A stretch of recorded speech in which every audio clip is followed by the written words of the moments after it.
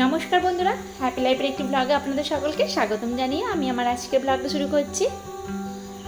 দেশ বিদেশে যেখানেই থাকেন না কেন, যারা যেখান থেকে আমার ভিডিওটি ক্লিক করেছেন তাদেরকে জানাই অসংখ্য ধন্যবাদ। আজকের ব্লগটা শুরু করছি মূলত বিকাল থেকে। অন্যান্য দিন সকাল থেকে বা একটু বেলা থেকে ব্লগটা আরম্ভ করি। আজকে সকাল থেকে কোনো রকম ব্লগ কন্টিনিউ করা হয়নি। আজকে বিকেলের দিকে মেয়েগুলোকে নিয়ে একটু বাইরে বেরোলাম, তো ভাবলাম ব্লগটা এখান থেকে স্টার্ট করি। এখানের এখন পরিবেশটা খুবই সুন্দর আর আবহাওয়াটা একদম মনোমুগ্ধ হয়ে যায়, ঠিক সেই রকম পরিবেশ যাকে বলে একেবারে বসন্তকালের আবহাওয়া। তো বসন্তকালটা যে এখন খুব ভালো রকমভাবে অনুভব করা যায়, বিশেষ করে আমাদের এখানে এই পরিবেশটাতে। এখন খুব তো গরম নেই, আর বিকালের দিকে বিশেষ করে খুব পরিমাণে হালকা হালকা হাওয়া দেয়। প্লাস এখানকার অবস্থাটা তো দেখতেই পাচ্ছেন কত সুন্দর, একদম বিকালের পরিবেশটা পুরো মিষ্টি হাওয়ার সাথে সাথে আমাদের মনটাও খুব ভালো লাগে যদি এখানে বাইরে বেরোনো হয়। তো বাইরে তো আর প্রতিদিন বার হওয়া হয় না। আজকে ভাবলাম বড় মেয়েটাও ঘুম থেকে তাড়াতাড়ি উঠে পড়েছে আর ছোটো মেয়েটাও ঘুম থেকে তাড়াতাড়ি উঠে পড়েছে, তাই ভাবলাম আজকে একটু বাইরের দিকে বের হই। আর এই যে এখানে জেরুটা ওনার নাতিকে নিয়ে এসেছেন বেড়াতে, মানার সাথে কথা বলছিল। এখানে দেখাচ্ছে যে দেখ তোকে তো ফোনে দেখা যাচ্ছে। আর আমার মেয়েকে দেখুন, ওকে দেখে দেখে হাসছে। সাধারণত সেই রকমভাবে তো আমাদের এখানে কেউ থাকে না, আরও দেখেও না, ওকে নিয়ে অতটা বাইরে বারও হওয়া হয় না। আজকে যেহেতু বাইরে বার হয়েছিলাম, আরও ওই যে ওদেরকে দেখে একটু হাসছিল। বিকেলের দিকে প্রায় টাইম এখানে নানান ধরনের লোকজন আসে, বিশেষ করে বাচ্চারা। এখানে সামনে একটা মাঠ আছে, আর এখানে দেখুন সজনা গাছটাকে আপনাদেরকে দেখাচ্ছি। কিছুদিন আগে দেখিয়েছিলাম যে সজনা গাছে কত পরিমাণে ফুল হয়েছে আর কত পরিমাণে ফুল ঝরে পড়েছে, বিশেষ করে যখন ঝড় হচ্ছিল তখন তো বটেই। আর এবার একটু কাছে নিয়ে গিয়ে আপনাদেরকে দেখাই ঠিক কতটা পরিমাণে ডাঁটা হয়েছে। কিছুদিন হলো ছাদে যাওয়া হয়নি, আর ছাদ থেকে দেখা গেলে পুরোটাই ভালো রকমভাবে বোঝা যাবে যে কতটা পরিমাণে সুন্দর হয়ে ডাঁটাগুলো ফুলেছে। একদম সামনে থেকে হয়ে আছে, ভালো রকমভাবে ফুলেছে। তো কিছু অনলাইনে নাইটি অর্ডার দিয়েছিলাম আর সেটাই এসেছে। চলুন আপনাদেরকে সেটা ওপেন করে দেখাই। তো বাটিক প্রিন্টের নাইটি অর্ডার দিয়েছিলাম, খুলতেই একদম তো মনটা পুরোপুরি মুগ্ধ হয়ে গেলে, এতটাই সুন্দর। তো দাম অনুযায়ী জিনিসটা কিন্তু অনেকটাই বেশ ভালো হয়েছে। এখানে অর্ডার দিয়েছিলাম এই কাপ্তান নাইটিগুলো, যেহেতু মোমবাটিকের, তো রং ওঠারও কোনো রকম ভয় নেই। আর এই দিদিটার থেকে আমি আগেও অনেক নাইটি এবং বেড কভার নানান ধরনের নিয়েছি, দেখুন কতটা সুন্দর। কাপ্তান নাইটি এর আগে একটা দুটো নেওয়া হয়েছিল, তারপর থেকে এমনি সাধারণ নাইটি নেওয়া হয়। তো এবারে ভাবলাম যে না, এবারে দুটো কাপ্তানই অর্ডার করা হোক। তো একটা ওই ব্লুটা হলো আমার জায়ের, আর এইটা হলো আমার, আর একটা আমি নিয়েছি পিঙ্ক কালারের ওপর। তো আমার নাইটি প্রায় 10টার মতন জমে গেছে, তাও মানে কিনতে ছাড়ি না এইরকম ব্যাপার। বিশেষ করে মোমবাটিকের নাইটিগুলো খুব সুন্দর লাগে। এসেছে প্রায় 2 দিন হয়ে গেল, ওপেন করব করে করা আর হচ্ছিল না। তো আজকে একটু সময় করে ভাবলাম ওপেনটা করেই ফেলি। আর এই যে এদিকে একটু বাইরে থেকে ঘুরে এসে এখন বায়না ধরেছে ওর মাথায় দুদিকে দুটো ঝুঁটি বেঁধে দিতে হবে। আমাকে মাঝে মধ্যেই বলে ও মামাকে ঝুঁটি বেঁধে দাও। তো লাল ঝুঁটি কাকাতুয়া মাঝে মধ্যে গানটাকে করে করে শোনানো হয়, তো আর ও মাঝে মধ্যে বলে যে আমাকে দুদিকে দুটো ঝুঁটি বেঁধে দাও। স্কুলে ঘুম থেকে উঠবে, ঘুম থেকে উঠে আগে বলবে মা আমাকে ঝুঁটি বেঁধে দেবে, স্কুলে যাব। তো স্কুলে যাবার আগে এখন এই যে দুদিকে ঠিক চুলটা বেঁধে যাবে। আর ওকে চুলটা বাঁধতে বাঁধতে আমি বলছি দেখ তোকে চুলটা যে আমি বাঁধছি ঠিক কেমন লাগছে বলতো, ঠিক মনে হচ্ছে মা কালী। তো খুব হাসছে আর আমাকে খিমচাতে আরম্ভ করেছে। হয়তো সেটা বোঝা যাচ্ছে না, কারণ ভিডিওতে তো ওটা ওঠেনি। দেখুন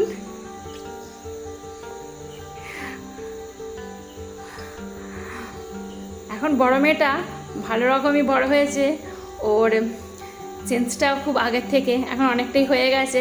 তো মোটামুটি ওর সাথে এখন খুনসুটি চলে। আর ও মাঝে মধ্যে ওর বাবার সাথে এমন এমন খুনসুটি করবে না যে মনে হবে যেন ওর বাবার বন্ধু।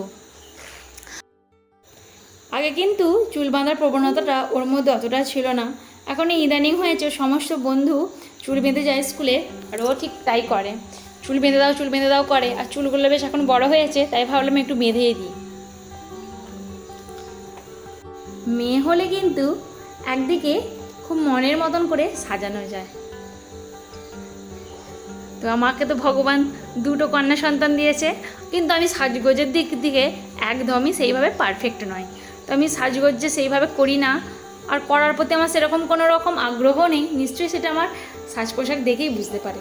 কোথাও গেলে একটু সাজলে না হয়, ঠিক সেই রকমভাবে সাজি। এই একটু আগে একটা ডেলিভারি বয় এলেন, তো পার্সেলটা দিয়ে গেল। চলুন তাহলে পার্সেলটা খোলা যাক আর আপনাদের সাথে শেয়ার করা যাক যে ভেতরে কী আছে। অনলাইনে তো টুকটাক অনেক কিছু অর্ডার দেওয়া থাকে, তাই বোঝা যায় না ঠিক কী ধরনের জিনিস আসছে। তবে মোটামুটি আন্দাজ করেছিলাম যে ডাইপারই এসেছে।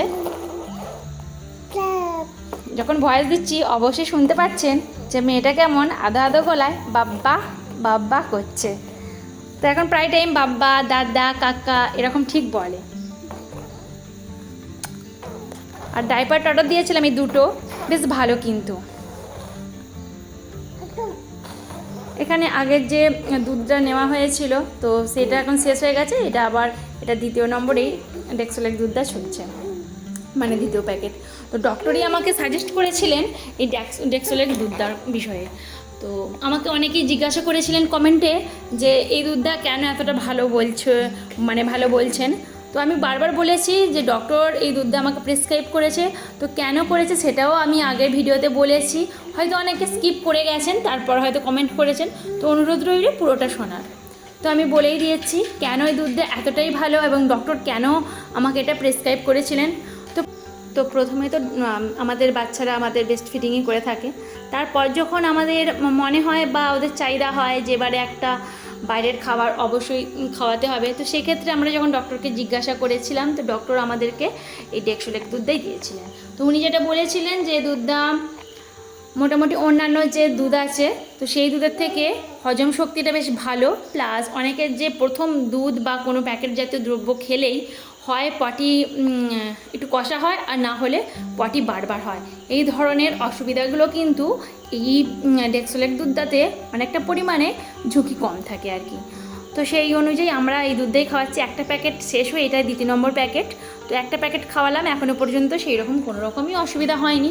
যদিও আমার মেয়ে খুব যে একটা খায় তা না, দিনে একবারই খাওয়াই।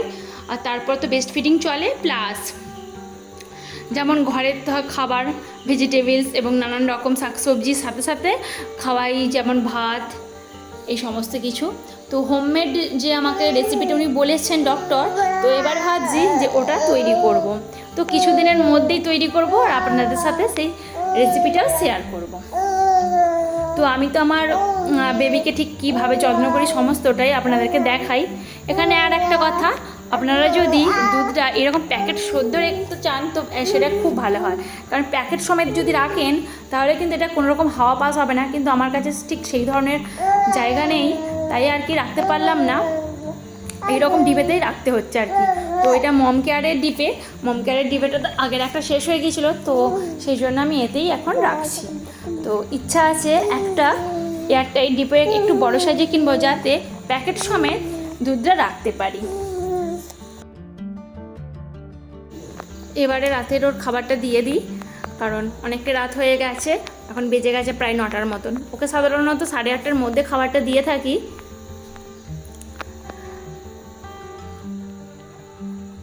রাতের খাবারটা কিন্তু ওকে আমি মম কেয়ারই দিয়ে থাকি, আর একটু তাড়াতাড়ির মধ্যে দিতে থাকি, কারণ মম কেয়ারটা পর একটু জল পিপাসা পেতে পারে, তাই আর কি 9টার মধ্যে খাইয়ে 9:30 নাগাদ একটু ভালো রকমভাবে জল খাইয়ে দিই। তারপর তো রাতে বেস্ট ফিডিং করিয়েই থাকি। তো আজকের ভিডিওটি এখানেই শেষ করছি। যদি ভালো লেগে থাকে তাহলে অবশ্যই একটা লাইক এবং একটা কমেন্ট করবেন, এবং নতুন বন্ধু হয়ে থাকলে সাবস্ক্রাইব করে পাশে থাকবেন। ভিডিওটির যদি কোনো অংশে কোনো মনে হয় যে একটু পরিবর্তন করার দরকার আছে তাহলে অবশ্যই সেটা কমেন্ট বক্সে ডেকে যেতে ভুলবেন না। আপনাদের একটা মূল্যবান কমেন্ট আমাকে পরবর্তী ভিডিও বানাতে অবশ্যই মোটিভেট করে। তো চলুন ভিডিওটি এখানে শেষ করছি। আপনারাও আপনাদের পরিবারকে নিয়ে, সকলকে নিয়ে সুস্থ থাকবেন আর আমাদেরকে আশীর্বাদ করুন যেন আমরা এভাবে ভালো থাকতে পারি। আবার দেখা হচ্ছে নেক্সট কোনো ব্লগে। ততক্ষণের জন্য ভালো থাকুন, সুস্থ থাকুন আর এইভাবেই হাসি খুশি থাকুন। শেষ পর্যন্ত দেখার জন্য অসংখ্য ধন্যবাদ।